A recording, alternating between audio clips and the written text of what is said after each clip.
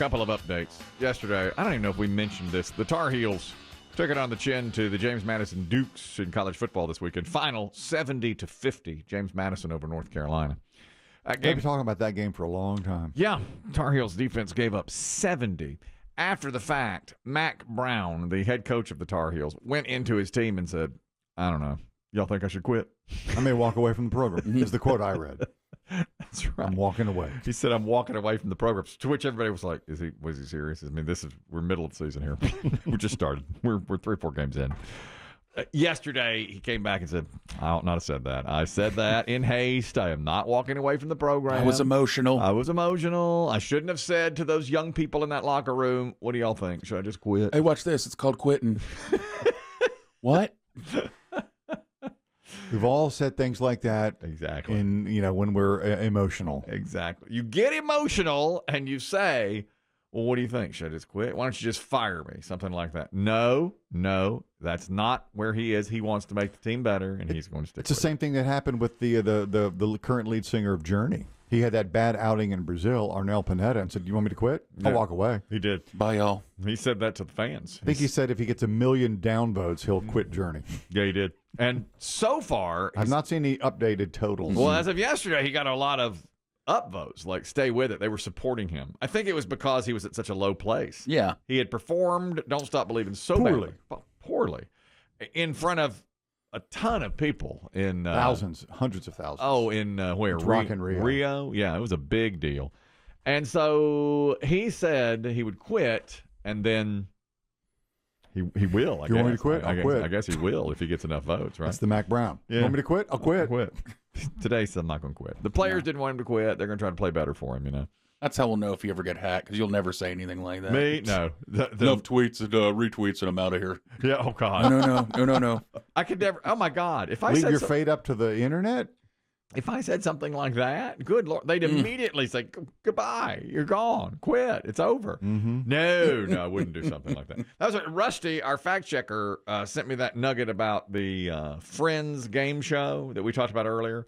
On Max, they're going to be streaming a game show based on the show Friends, and if you know the trivia of it, you could win.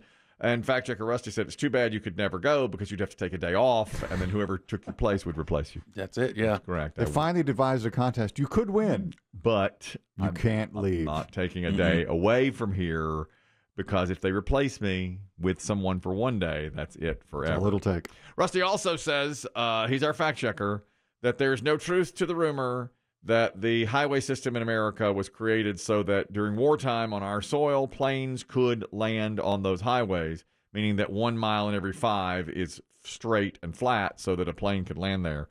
I still believe it. He had it like myth busted, and he debunked it. I still believe it. I'm with you. I believe it. I want to believe it too, so I'm going to. Me too. They're never going to say, "Oh yeah, this is what we did." No. You know what? I'm going to start doing what a lot of people do now, and just believe what I want. Yeah. Even when presented with facts. You can. Just here's the facts. No. I don't. I'm not buying that. Did you ever, Kelly, toss that little factoid out to your kids when you were driving them to Disney? Oh yeah, I've said that. Do you think it's possible they recall it? No, they don't. They never recall. I tell them stuff like that all the time, and I know they never recall any of it. A lot of times when we're listening to my music, a Billy Joel song will come on. The Eagles' greatest hits. An Eagles song. And I'll know some factoid from it because of writing the Put Up or Shut Up rock and roll trivia questions. So I'll say, Don Henley wrote this in 3 minutes. And they'll be like, who? What? Who cares? The word. Yeah, they pull their headphones off. Yeah. Huh? What are you talking about? The way they got me. I need a toilet. The one time when they really got me, I went in to pick up food. We were at the beach, and I went in to get food from the restaurant. I came out, and American Pie was playing. And I said, this song is one of the longest top 10 hits of all time at over 8 minutes. And they were like, no! And he switched it because he had put it on himself. And he goes, I knew Dad was going to give us a fact about that song. You walk right into the I trap. walked right into it. You took the bait. Within 3 seconds, I said how great it was, and I gave him facts about it. Oh, yeah. And then he switched it to like... You know who Buddy Holly is, son? Yeah. Then he switched it to Little Uzi Vert. Golly, that one got me. Made me so mad when he did that. That was because it was inside. That was in my domain. Okay, it's almost my favorite little detail they do is when you I guess when your boy was still living at home too, the 4 things you say or do every time you walk in the house. Yes. What's up? What's up? What's up? What's up? What's up? Daddy's home. Daddy's home. So that's the first 2 things out of your mouth. Then you do something to the dog. Did you miss Hey, Daddy? puppy. Hey, puppy. Did you miss Daddy? And then there's something about the sofa or what is it? Food? I always announce what I'm going to say. I'm going to take a shower, then I'm going to make myself a salad, and we'll sit down on the sofa. And they're always like, who cares? Nobody. They just check off the boxes Yes, because they they know you're that predictable. As soon as I walk in, it's Daddy's home. Daddy's home. What's up? What's up? What's up? What's up? What's up? They just start laughing as soon as I walk. As soon as I do it, because I do. But now they're not home. It's yeah, they'll chuckle about it at your funeral. yeah. That's like, remember? That's like, what was that? It'd be a nice memory. Remember when you used to say, "What's up? What's up? What's up? What's up? What's up? What's up? What's up? What's up? What's up? And now we're reading from The Departed. What's up? What's up? What's up? What's up? What's up? What's up? What's up? Daddy's home. Please clap. He's finally gone home. And the organist will start playing. They'll take me out. Bye bye, Miss American Pie. That's right. And they'll take me out. What do you think is the rudest thing you can do at the grocery store? And it beats leaving your cart in the middle of the rudest. The rudest thing you can do at the grocery store. I'm going to say reaching over someone. That was on the list, but not at the top. Is it cutting in line at the checkout? Also on the list. And wasting time at the checkout. It used to. Or is it just dawdling? Well, all of those are there. Getting in the way, not being aware of personal space. I do all those things. The personal space thing. I told you recently, when I'm in the grocery store, I know I only eat so few things now that I know the 7 or 8 items I need, and I go directly to them. And if somebody's in my way, when I go to the old trading post, somebody's almost always in my way. They really take their time in there. The people in the store, they really stop and look. And I get right up next to them and reach around them. I give them the old reach around. And that's rude. I mean, people say that's rude. You shouldn't do that. But I always do. I get in and out so quick. Do people ever say anything to you like, oh, like I've had that happen, and I'll just kind of be like, okay. Like I would have waited. I could have gotten out of your way. Or do they ever give this the they give me the look, or the sarcastic "excuse me"? Yeah, they'll do that. I'll see that from time to time. But that is the rude thing that I do. They say the rudest thing you can do in a store. I have done this, but not in a long time.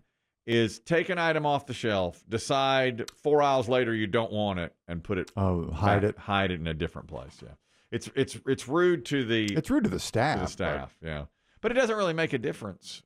Inside, I mean, the shoppers don't really feel. It doesn't impact It does not impact the other consumers. No. They also say like fondling apples and putting them back is wrong. Oh yeah, but I've seen people sit there and thumb melons all day long. All day. Yeah. I know that's right. Mark, you're talking about being rude in a grocery store. Go ahead.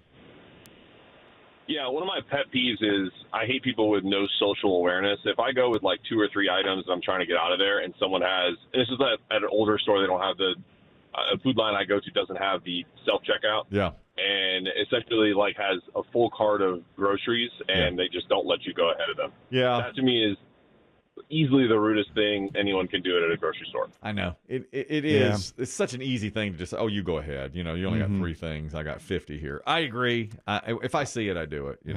I like to. And in the grocery store I go a lot, the old trading post, they don't have self-checkout. They don't. And oh no, God, they got to talk to you. They want to know. It's like they make it hard for you to leave without talking to somebody. They do a lot of that. They'll say like, "What you got planned for the rest of the day?" And I'll be like, "I don't know." Sometimes I feel bad about it because usually I go in there like at the end of my day at like 1 o'clock, and they'll say, "What you got planned for the rest of the day?" And the truth is, it's basically nothing. Sleeping on the couch.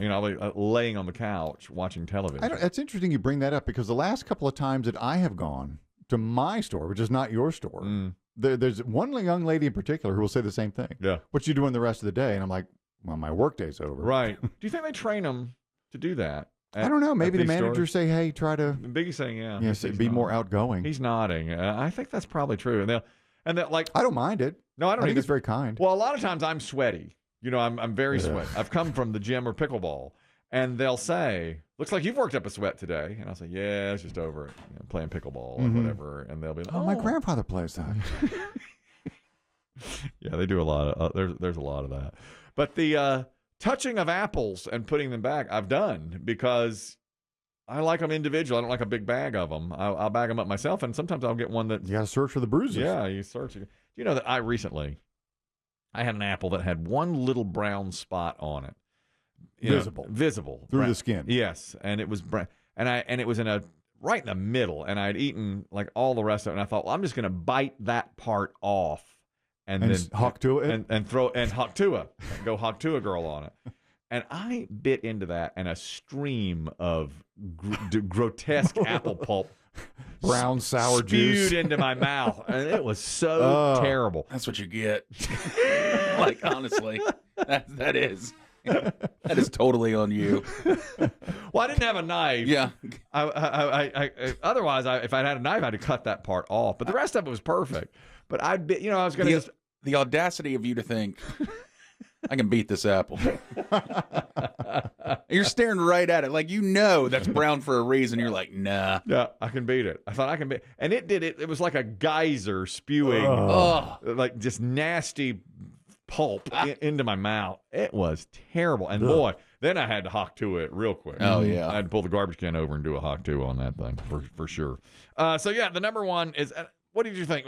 I didn't think it was that bad to leave the... Now, I never do it, though. I never do It's not cool, but it's not the worst. And then to hold up the checkout, going through the 10 items or less with more than 10 items. A lot of people, I think, do that. A lot. The last time I was there, I got to the register, and there was no one behind me at that moment, but I'd forgotten something. So I had just run through the store. Yeah. And the lady... Senior Citizen Day, she said, don't run. Oh, well, right. Yeah, that's right. She was looking out for me. Yeah. But I got back just in time when she was almost done with the scanning. I'll give you the two different stores. Now, I go to the old Trading Post. And once in a while, like an item recently, I had bought some chicken, and it was the edge of it was coming open. The package was not right. And they said, we'll send someone to get a new one for you. So they sent someone. Nice. Got it for me. I was at a different grocery store. FL are the... Okay. Couldn't get more opposite. Right. I shop at that one. You know that one. I bought some pickles, and the barcode had been accidentally ripped off, and I didn't realize. So I got up there, and they were like, no barcode. And I said, well, I do need those. And she's like, well, you have to go back and get them. And so I start walking. She goes, you better hurry up. And a line of people behind me. She was going, hurry back over there now. Go get those. So I had to go myself. It was a totally different feeling, from one to the other. Oh, big time difference. FL. Oh, yeah. They're mad when you come in. What are you doing here? Grocery shopping? Why? What are you doing? Oh, that's so true.